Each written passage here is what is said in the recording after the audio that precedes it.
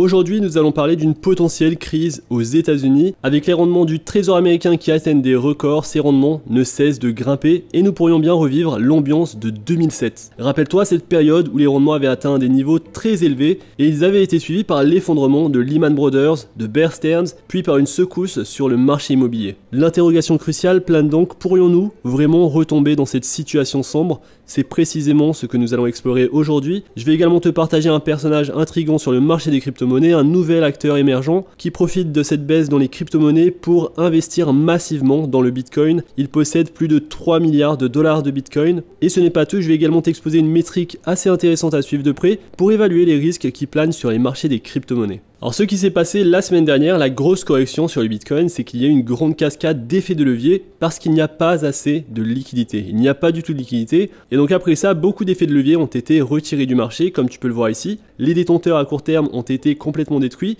et les détenteurs à long terme achètent toujours du Bitcoin. Tu le vois ici sur ce graphe. La courbe en rouge, ce sont les détenteurs à court terme et la courbe en bleu, ce sont les détenteurs du Bitcoin à long terme. Cette courbe ne cesse d'augmenter et elle atteint même un nouveau sommet historique. Alors on constate également que certains portefeuilles commencent à accumuler du Bitcoin et de l'Ethereum et ils accumulent beaucoup de Bitcoin et d'Ethereum et en particulier du Bitcoin. Il y a un portefeuille bien plus important qui au cours des 3 derniers mois est devenu le 3e plus grand portefeuille de Bitcoin au monde. Il a commencé à acheter son premier Bitcoin le 8 mars 2023 et à l'heure actuelle il a réussi à accumuler un nombre stupéfiant de 118 000 BTC. Ce qui représente une valeur d'environ 3 milliards de dollars. Alors la vitesse et l'ampleur incroyable de cette accumulation ont déclenché une avalanche de discussions sur l'identité possible de son auteur. Plusieurs approches circulent parmi les experts et les passionnés. Certains pensent qu'il pourrait s'agir d'un échange de crypto-monnaies effectuant un gros transfert, tandis que d'autres ont émis une théorie impliquant BlackRock, l'une des plus importantes sociétés de gestion d'actifs. Alors je t'en ai parlé pas mal sur la chaîne. Je ne serais pas surpris qu'il s'agisse en fait de BlackRock qui commence à empiler des bitcoins, mais pour le moment on n'a pas vraiment de preuves, on ne sait pas qui garde ces bitcoins, est-ce qu'ils sont gardés sur Coinbase? Il y a beaucoup de spéculations, et donc je vais faire plus de recherches pour essayer d'obtenir plus d'informations sur l'identité de cette personne, mais il est important que tu saches qu'il y a un détenteur à long terme qui capitalise effectivement sur cette situation. Tu vois toujours ces détenteurs à long terme ont profité de la peur sur les marchés pour acheter plus de bitcoin. Lorsqu'il y a de la peur, ils achètent et lorsqu'il y a trop d'euphorie, ils vendent leur bitcoin. Alors parlons maintenant des bons du trésor américain et de la dette américaine. Au cours de ce trimestre seulement, on prévoit que les États-Unis émettront près de 1000 milliards de dollars en dette du trésor, ce qui est le deuxième montant le plus élevé jamais enregistré, après les 2800 milliards émis au deuxième trimestre de 2020 pendant les confinements mondiaux. Au cours des 2 prochains trimestres, les États-Unis devraient émettre près de 1900 milliards de dollars en dette du trésor, et à mesure que les dépenses augmentent et que les recettes fiscales diminuent, les États-Unis émettent des niveaux records de dette pour couvrir le déficit. Les dépenses et les emprunts sont donc hors de contrôle. Et donc que signifie en réalité la hausse des rendements des bons du trésor à 10 ans pour le marché ? Les rendements ont atteint des niveaux jamais vus depuis plus d'une décennie car les investisseurs exigent des taux de rendement sans risque plus élevés face à une économie américaine résiliente. Cette vente s'accompagne de préoccupations concernant les déficits fiscaux plus importants aux États-Unis, ce qui augmentera l'offre de dette du trésor. La hausse des taux sur l'ensemble de la courbe au cours des dernières semaines a vraiment été observée du côté du rendement réel, avec un taux de politique monétaire plus élevé de la Fed ou de meilleures attentes de croissance avec un léger changement dans les attentes d'inflation implicites. Tous ces facteurs ont renforcé les attentes selon lesquelles les taux du marché américain entreraient dans une période de hausse durable et mettraient fin à l'ère des taux ultra bas de l'après-crise financière. Et donc après avoir lu ça, je pense que c'est très inquiétant pour le marché dans l'ensemble. Et donc nous voyons les bons du trésor monter encore plus haut. Cela ne veut pas dire qu'il y aura nécessairement un crash boursier car les actions et les rendements des bons du trésor ne se déplacent pas toujours en tandem. Cependant, je garderai un œil sur la trajectoire à la hausse car cela pourrait indiquer un problème sérieux avec l'économie américaine. Les signaux d'alerte commencent à apparaître et à se multiplier dans plusieurs secteurs de l'économie américaine.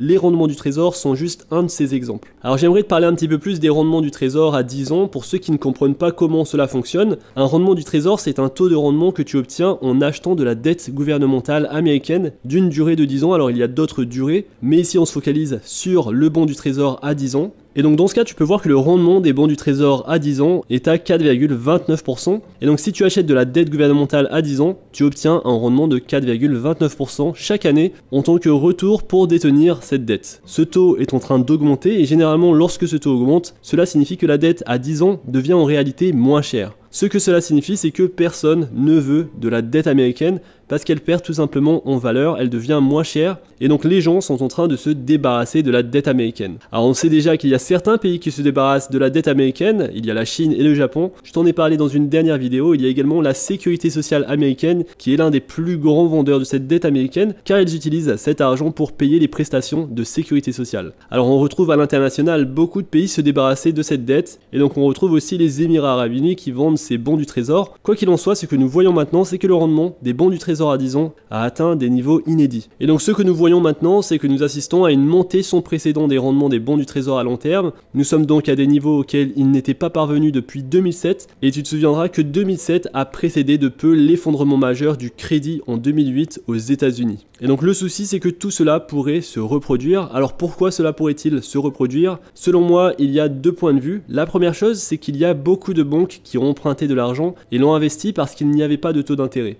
Alors tu te rappelles, pendant la période de pandémie, c'était très difficile d'avoir un rendement sur notre argent, et donc afin d'obtenir des rendements sur notre argent, ces institutions, ces banques ont investi leur argent dans des obligations du trésor à long terme.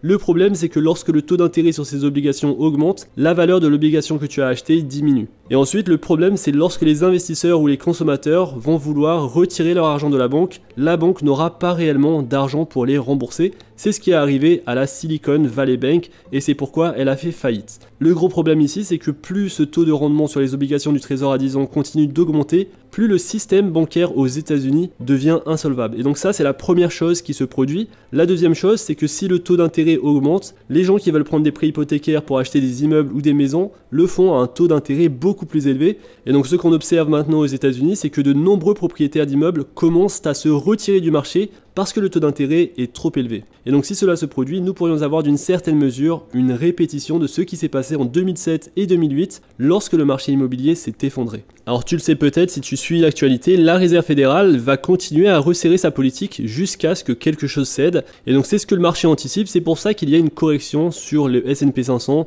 Et donc le S&P 500 depuis son sommet local récent a corrigé d'environ 5 à 6%. Aujourd'hui on rebondit bien sur cette ligne de support. Ce qu'il faut surveiller, c'est tout de même la trajectoire actuelle sur les taux d'obligation du trésor à 10 ans, si celle-ci continue d'augmenter.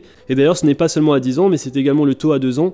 Si ces rendements continuent d'augmenter et sont très élevés, cela pourrait impacter le système financier aux États-Unis et beaucoup d'autres secteurs. Alors cela impacte déjà la finance aux États-Unis. Il y a le S&P Global Rating qui a déjà commencé à déclasser certaines banques. Ils ont d'ailleurs dit qu'ils allaient déclasser encore plus de banques. Et donc JP Morgan est également une banque ciblée comme étant une banque qui serait potentiellement déclassée.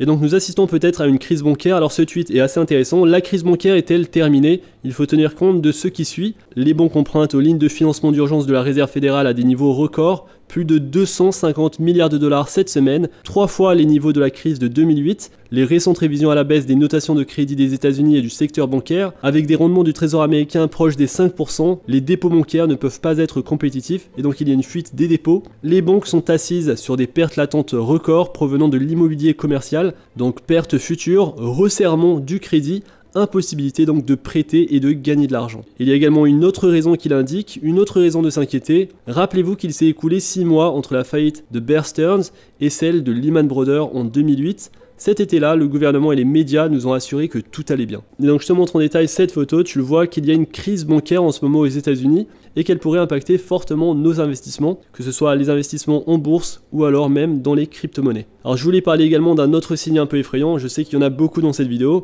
Une autre nouvelle inquiétante sur le marché concerne le token BNB. C'est un token à surveiller qui est sur une ligne de support très importante. S'il casse cette ligne de support, il pourrait descendre très rapidement et cela pourrait également impacter l'ensemble du marché. Tu le sais, BNB a sa propre économie, un token d'une grosse valorisation. Et en ce moment, pour certains investisseurs, c'est un indicateur de risque sur le marché des crypto-monnaies. Alors BNB, c'est quoi? C'est le jeton de gouvernance de la plus grande bourse en crypto, donc de Binance. Et comme le jeton BNB est tellement lié à l'écosystème Binance, avec les employés de Binance étant payés en BNB, de nombreuses pools de lancement étant remplies de BNB, c'est souvent une source de financement. Si nous assistons à une cascade de liquidation sur BNB, je pense que cela pourrait avoir des répercussions plus importantes sur l'appétit pour le risque dans l'ensemble des altcoins et pas seulement sur BNB. En raison de ce risque systémique, à mon avis, BNB devient le jeton le plus important à surveiller cette semaine, à côté du Bitcoin. Nous sommes aujourd'hui à 216 $ et il y a un niveau très important à ne pas casser, c'est le niveau des 200 $ finalement. Et en ce moment, nous commençons à observer quelques liquidations et une grosse position en BNB sur la blockchain qui est proche d'être liquidée autour du niveau des 200 $. Alors on constate également une augmentation de l'intérêt ouvert sur des positions courtes sur BNB, et donc si le token BNB commence à tomber en dessous des 200 $, cela pourrait être un signe d'alerte majeur, pas seulement pour BNB mais également pour les altcoins, parce que ça peut tout simplement réveiller beaucoup d'investisseurs qui vont s'écarter du marché. Et donc le support majeur pour BNB était de 220 $, ce niveau a cassé, le prochain support majeur est à 200 $. Et donc voilà pour cette vidéo sur ce qu'il faut surveiller aux États-Unis, les trésors américains. Donc tu le vois que c'est beaucoup plus compliqué que ce qui n'y paraît. Il y a une crise bancaire aux États-Unis, cela pourrait impacter nos investissements. On est, comme tu le vois sur le token BNB, sur des niveaux qui sont critiques. J'aurais aimé te faire une vidéo plus positive, mais il faut que je te dise la vérité. Nous sommes aujourd'hui dans un contexte qui fait peur à beaucoup d'investisseurs, et donc il est normal d'anticiper le pire, il est normal d'anticiper de la baisse sur ce marché. Et je pense, et je l'ai répété maintes fois, nous avons cassé le support haussier sur le Bitcoin. Nous pourrions, plusieurs semaines, nous pourrions être en tendance baissière sur le Bitcoin et sur l'ensemble du marché. Et donc il faut s'y préparer. Cela veut dire qu'on aurait potentiellement de très bonnes opportunités pour ceux qui ont du cash. Mais si tu as tout ton argent dans les crypto-monnaies, tu vas devoir prendre peut-être ton mal en patience si nous connaissons de tels niveaux. Et donc voilà pour cette vidéo, j'espère que tu l'as aimé. Si c'est le cas, n'hésite pas à liker la vidéo, à t'abonner à la chaîne, à la partager avec le maximum de personnes. N'oublie pas également de rejoindre ma newsletter gratuite pour recevoir l'actualité crypto. Alors si tu ne sais pas, j'ai également ma chaîne YouTube Token Cult où je parle plus de mes stratégies d'investissement dans les crypto-monnaies. Donc si ça t'intéresse, n'hésite pas également à voir les dernières vidéos dessus. J'ai justement sorti une vidéo sur le meilleur moment pour acheter des altcoins. Je pense que cette vidéo devrait t'intéresser. Donc c'est tout pour cette vidéo. On se retrouve très vite pour une prochaine vidéo. D'ici là, fais attention à toi, investis bien et à la prochaine.